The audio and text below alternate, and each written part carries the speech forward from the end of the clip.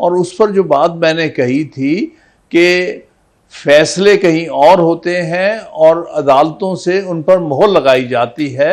ہر طرح سے کوشش کی جا رہی ہے کہ پارٹی چیئرمین کو کسی نہ کسی طرح سے نااہل کر دیا جائے تاکہ وہ پارٹی الیکشن میں حصہ نہ لے سکے. بالکل صحیح آپ کہہ رہی ہیں، اس وقت ریورسل آف رولز ہے. جو اس وقت 2018 میں جن لوگوں کو ناپسندیدہ قرار دیا گیا تھا، آج کل وہ پسندیدہ قرار دیے جا رہے ہیں، جس سے حکومتیں بدلی جاتی ہیں یا حکومتوں کے لیے رستے استوار کیے جاتے ہیں.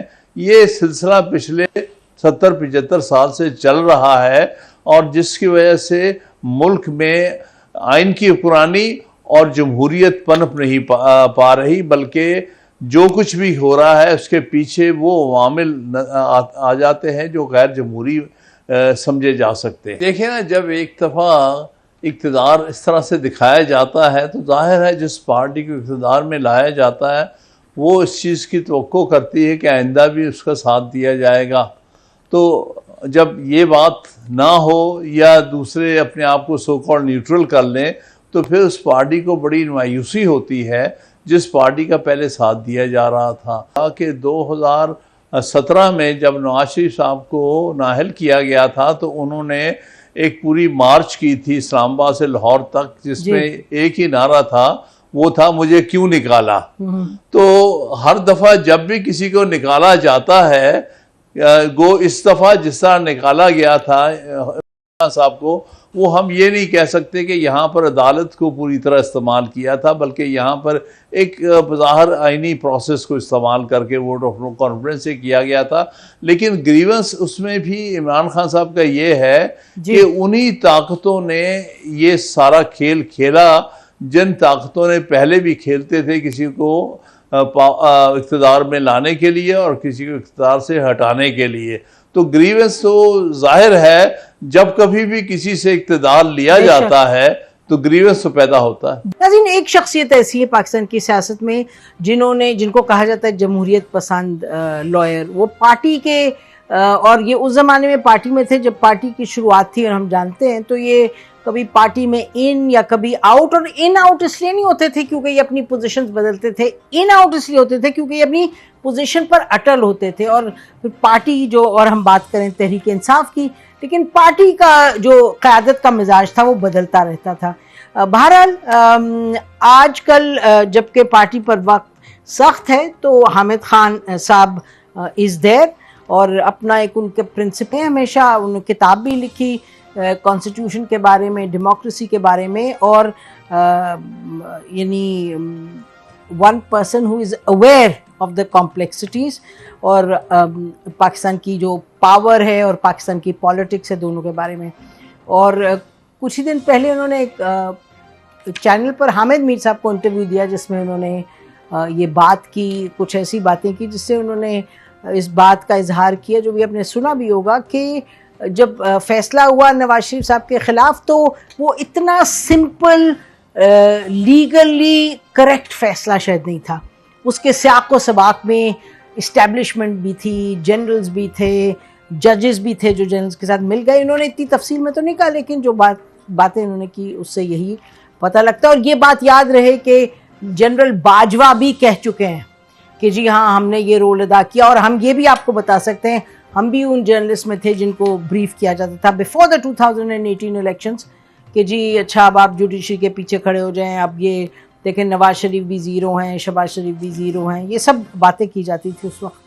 تو اینی وے یہ پروگرام کا مقصد کوئی خاص انفارمیشن نہیں نکالنا، لیکن اس کا مقصد ہے کہ ذرا بات کریں کہ کس طرح آگے کیسے بڑھنا ہے، اداروں کو کس طریقے سے مضبوط کرنا ہے، کس طریقے سے ملک میں قانون کی بالادستی ہونی ہے اور کرنی ہے، جس کے بغیر معاملات آگے اس طریقے سے نہیں چلیں گے جس طریقے سے کہ پاکستان کا خواب دیکھا تھا قائد اعظم نے.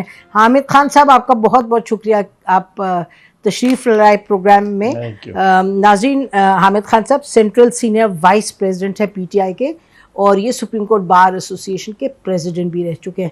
حامد خان صاحب warm welcome to the show. Thank you. اچھا یہ بتائیے حامد صاحب کہ آپ کی پارٹی چیئرمین سے ملاقات ہو رہی ہے اپنے آج کل؟ جی ہوتی رہتی ہے. اچھا، تو پھر کیا تھوڑا سا یہ بتائیں کہ آپ لوگ کیا سمجھتے ہیں کہ یہ اگلے الیکشنز میں پارٹی کا کیا بنے گا؟ کہ نمبر ایک سب سے پہلے کہ الیکشنز میں پارٹیسپیٹ کر پائے گی پارٹی یا نہیں؟ جی دیکھیے یہ تو بہت بڑا سوال ہے. دیکھیے نا نسیم، بات یہ ہے کہ اس وقت جو پارٹی ہے اور پارٹی چیئرمین دونوں ہی زیر عتاب ہیں، اور ہر طرح سے کوشش کی جا رہی ہے کہ پارٹی چیئرمین کو کسی نہ کسی طرح سے نااہل کر دیا جائے تاکہ وہ پارٹی الیکشن میں حصہ نہ لے سکے، اور پارٹی کو بھی کسی حد تک مفلوج کر دیا جائے کہ وہ بھی بھرپور حصہ نہ لے سکے الیکشنز میں، اور پھر ایک پولیٹیکل انجینئرنگ کی جائے جس کے مطابق کوئی ملی جلی پارلیمنٹ بنے اور اس سے حکومت ایسی بنائی جائے، ملٹی پارٹی گورنمنٹ ہو جس کو ایزیلی کنٹرول کیا جا سکے. تو وہ افسوسناک صورتحال جو پاکستان کی تاریخ میں بارہا ہوتی رہی ہے وہ پھر وہی دہرائی جا رہی ہے. تو یہ کچھ آپ کو لگتا ہے کہ چلیے آپ ہی کی بات کو آگے لیتے ہیں، وہ تو اس میں کافی ایشوز ہیں جس پر ڈسکشن ہو سکتی ہے، لیکن آپ کی بات کو آگے لے کے چلیں تو کیا آپ کو لگتا ہے کہ 2018 کا ان سینس 17-18 کا ریپلے ہے؟ اس وقت اور پارٹیوں کو مفلوج کیا جا رہا تھا، اس وقت یہ تھا کہ اگر آپ کا پی ٹی آئی سے نکاح ہو جائے تو آپ ڈرائی کلینر سے ہو کے تو آپ کرسی پہ آ سکتے ہیں، اور اب یہ ہو رہا ہے کہ پی ٹی آئی سے ڈائیورس ہو جائے تو پھر آپ ڈرائی کلین ہے. کچھ ایسی سچویشن ہے؟ جی بالکل صحیح آپ کہہ رہی ہیں. اس وقت ریورسل آف رولز ہے. جو اس وقت 2018 میں جن لوگوں کو ناپسندیدہ قرار دیا گیا تھا آج کل وہ پسندیدہ قرار دیے جا رہے ہیں. جو اس وقت پسندیدہ سمجھے جاتے تھے ان کو ناپسندیدہ بنایا جا رہا ہے. تو رول کا ٹوٹلی جو ہے ریورسل ہو گیا ہے. جی تو آپ نے جو فرمایا اپنے حالیہ انٹرویوز میں اس سے تو آپ نے یہ ضرور بتایا کہ جن کو اس وقت پسندیدہ قرار دیا گیا تھا وہ کسی کے ایکسپینس پہ پسندیدہ بنائے گئے تھے، کیونکہ اس وقت یقینی طور پہ جو پارٹیز تھیں جن سے لوگوں کو توڑا گیا تھا الیکٹیبلز کو، یعنی کہ پی ایم ایل این وغیرہ سے، اور پی ایم ایل این کے جو ٹاپ لیڈر کو کر دیا تھا ڈسکوالیفائی، وہ قانونی معاملات نہیں تھے، وہ سیاسی اور پاور کے معاملات تھے. بالکل صحیح ہے. قانون کو اور عدالتی پروسیس کو استعمال کیا گیا ہے اس مقصد کے لیے، اور آج پھر وہ ہم دیکھ رہے ہیں وہی کچھ ہو رہا ہے. یہی قانونی اور عدالتی معاملات کو استعمال کیا جا رہا ہے کو وکٹمائز کرنے کے لیے، پاکستان تحریک انصاف اور اس کے ورکرز کو وکٹمائز کرنے کے لیے. تو اسی لیے میں نے عرض کیا پہلے کہ ریورسل آف رولز ہو گیا ہے. 2016 17 18 اور اب 2022 23 آپ اس سے بالکل ریورسل دیکھ رہے ہیں، بالکل الٹ ہو گیا ہے اس سے جو اس وقت تھا اس سے.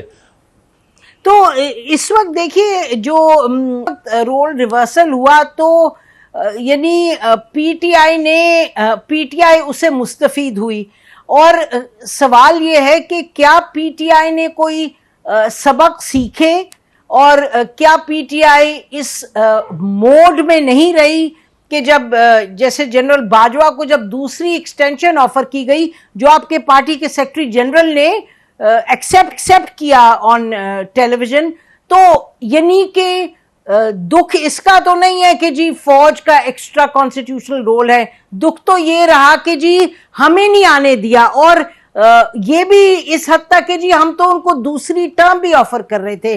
تو یہ پھر کس پر اونس ہوتا ہے جی، کس پر ذمہ داری ہوتی ہے جب یہ معاملات ایسے بن جاتے ہیں؟ دیکھیں نا، جب ایک دفعہ اقتدار اس طرح سے دکھایا جاتا ہے تو ظاہر ہے جس پارٹی کو اقتدار میں لایا جاتا ہے وہ اس چیز کی توقع کرتی ہے کہ آئندہ بھی اس کا ساتھ دیا جائے گا. تو جب یہ بات نہ ہو یا دوسرے اپنے آپ کو سو کالڈ نیوٹرل کر لیں تو پھر اس پارٹی کو بڑی مایوسی ہوتی ہے جس پارٹی کا پہلے ساتھ دیا جا رہا تھا. تو یہ اس چیز کو آئسولیشن میں نہیں دیکھنا چاہیے، اس کو آپ کو پچھلے 70-75 سال کی تاریخ کے پس منظر میں دیکھنا چاہیے۔ جو میرا انٹرویو بھی جو تھا حسین حامد میر صاحب کے ساتھ، وہ دراصل میری جو کتاب ہے اس پر کیا گیا تھا، اور اس پر جو بات میں نے کہی تھی کہ فیصلے کہیں اور ہوتے ہیں اور عدالتوں سے ان پر مہر لگائی جاتی ہے، چاہے 1954 کے مولوی تمجید الدین کیس تھا یا 1958 کا ڈوسو کیس تھا، یا بعد میں جو ہے بیگم نصرت بھٹو کیس، ظفر علی شاہ کیس، یا فار دیٹ میٹر یہ جو بعد والے کیسز ہیں جس سے حکومتیں بدلی جاتی ہیں یا حکومتوں کے لیے رسے استوار کیے جاتے ہیں۔ یہ سلسلہ پچھلے 70-75 سال سے چل رہا ہے، اور جس کی وجہ سے ملک میں آئین کی حکمرانی اور جمہوریت پنپ نہیں پا رہی، بلکہ جو کچھ بھی ہو رہا ہے اس کے پیچھے وہ عوامل آ جاتے ہیں جو غیر جمہوری سمجھے جا سکتے ہیں۔